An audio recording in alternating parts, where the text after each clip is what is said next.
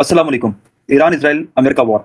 America ना इस जंग को जीत पा रहा है, ना ही कंटिन्यू रख पा रहा है और ना ही इसके पास कोई एग्ज़िट स्ट्रेटजी है। अमेरिका हमेशा से इसका रिकॉर्ड रहा है कि वो ऐसे ही घुस जाता है हर वॉर के अंदर, चाहे वो वियतनाम वॉर हो, चाहे वो वियतनाम वॉर के बाद से चाहे वो इराक वॉर हो, चाहे वो अफ़गानिस्तान वॉर हो। पूरा नेटो लगा दिया, 20 साल से ज़्यादा लगा दिया इन्होंने, कुछ हासिल नहीं कर पाए, उल्टा उनको भागना पड़ा वहाँ से, अपने बिलियंस ऑफ डॉलर्स के एसेट छोड़कर।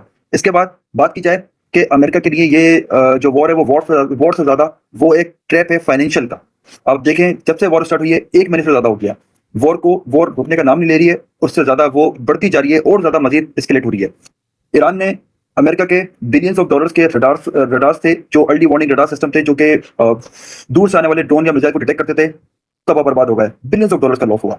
इसके अलावा अमेरिका को ये war per day around $2 billion per day America को इसकी कॉस्ट आ रही है ईरान को वॉर कंटिन्यू करने पर। इसके अलावा इंटरसेप्टर्स की बात करें तो गल्फ कंट्रीज को उसने तकरीबन 2800 अराउंड इंटरसेप्टर मिसाइल दिए थे, जिसके अंदर अराउंड 2400 इंटरसेप्टर मिसाइल वो ऑलरेडी यूज कर चुका है। ठीक है, सालों लगते हैं इंटरसेप्टर मिसाइल्स को बनाने में, जो कि 1 महीने के अंदर उसने सारे खत्म कर दिए। इसके अलावा अमेरिका इस वॉर को रोक नहीं पा रहा।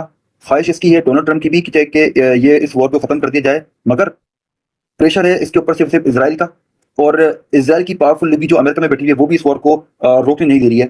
इसके अलावा ईरान से अगर बात करेगा ये परमानेंट सीज फायर की, तो ईरान ने भी अपनी डिमांड रखी हुई है कि उसको बिलियंस ऑफ डॉलर का हर्जाना देना पड़ेगा और साथ साथ पूरे गल्फ कंट्रीज से इसको निकलना पड़ेगा।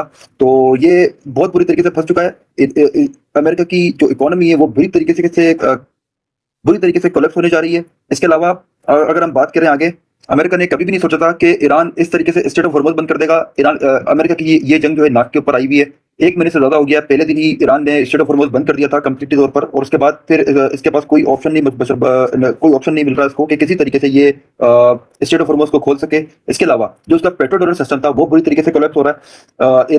ईरान ने जो है वो शुरू में डिमांड रखी थी कि जो भी पेमेंट्स होगी वो युआन के अंदर होंगी, तो फिर उस चार्ज को हम पास करने देंगे। फिर वो $2 मिलियन पर वेसल के ऊपर वो चार्ज करने लगा। इसके अलावा जो यूरोप कंट्रीज इससे बहुत बुरी तरीके से चिढ़ चुकी हैं, और क्योंकि इस अमेरिका की भी वजह से पूरे यूरोप कंट्रीज को मुश्किलात का सामना करना पड़ रहा है। महंगाई हो रही है, यहाँ तक कि अमेरिका के अंदर ही 8 मिलियन से ज्यादा 80 लाख लोगों से ज्यादा वहां पर जो है अमेरिका के अंदर ट्रम्प के खिलाफ एहतजाज हो रहे हैं। तो कुछ नहीं पता कि ये जंग कहाँ तक जाएगी।